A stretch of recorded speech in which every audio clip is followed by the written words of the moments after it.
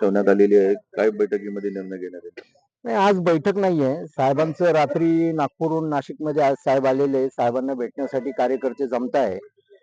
समता परिषदेची बैठक उद्या 11 वाजता ठेवण्यात आलेली आहे प्रमुख कार्यकर्त्यांची. साहेब त्यानंतर साहेब कार्यकर्त्यांशी चर्चा करणार आहे.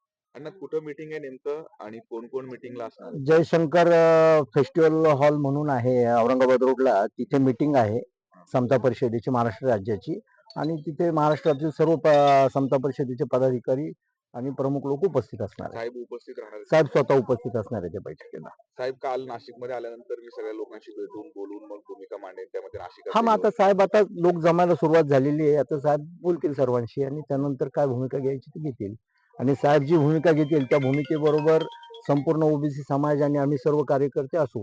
अण्णा, गेल्या अनेक वर्षांपासून अगदी साहेब मध्यंतराच्या काळात तुरुंगात गेल्यानंतर सुद्धा आपण त्यांच्या पाठीमागे ठामपणे जे उभे राहिलेले आहेत. गेल्या अनेक वर्षांपासून ते मंत्रिमंडळामध्ये काम करतायत. अचानक असं वगळणं आपल्यासाठी किती वेदनादायक आहे? धक्कादायक आहे. वेदनादायक तर आहेच आहे, पण धक्कादायक आहे की म्हणजे यातून संबंधित लोकांनी काय मिळवलं ते सांगता येत नाही. पण आमच्या सर्व म्हणजे संपूर्ण ओबीसी समाजासाठीच धक्कादायक आहे. कार्यकर्त्यांसाठी तर आहेच, पण ओबीसी समाजासाठी धक्कादायक आहे. अनेक वर्ष आपण राष्ट्रवादी काँग्रेसच्या महत्वाच्या खात्यावरती काम केलेलं आहे. कोण कारण वाटतायत, कुणामुळे साहेबांना वगळले असं आपलं मत आहे? असं काही सांगता यायचं नाही, कारण आता तो शेवटी वरिष्ठांचा निर्णय आहे. काय झालंय ते नक्कीच आता ते साहेबच सांगू शकतील. आता आम्ही साहेबांशी चर्चा करू, त्यावेळेला आम्हालाही कळेल की काय नेमकं झालेलं आहे ते.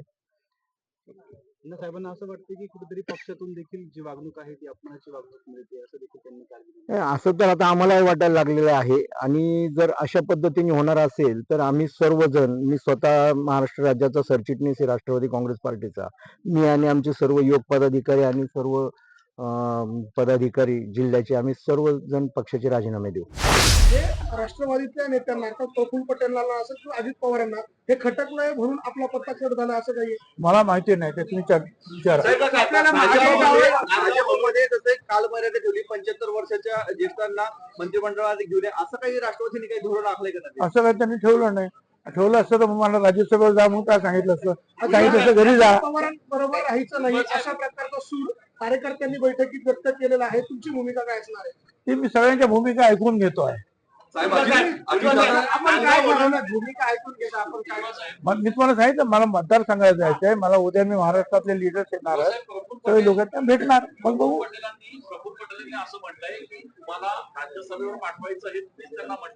त्यावेळेला 4-6 महिन्यापूर्वी त्यावेळेला होय, त्यावेळेला माझं ऐकलं नाही. आणि आता म्हणजे मी काही लहान खेळणं आहे का तुमच्या हातातलं? तुम्हाला वाटेल तेव्हा तुम्ही आता वरती, आता बसा खाली, आता निवडणूक लढवा. बरं, तेही जाऊ द्या, पण माझ्या मतदारसंघातील लोकांना मी राजीनामा दिल्यानंतर काय वाटेल? आणि मी त्यांना सांगितलं मी नक्की जायला मला जायचं आहे, पण मला थोडे दिवस द्या. माझ्या मतदारसंघामध्ये माझी काही कामं आहे ती पूर्ण करतो, लोकांची समजूत काढून मग जाऊ.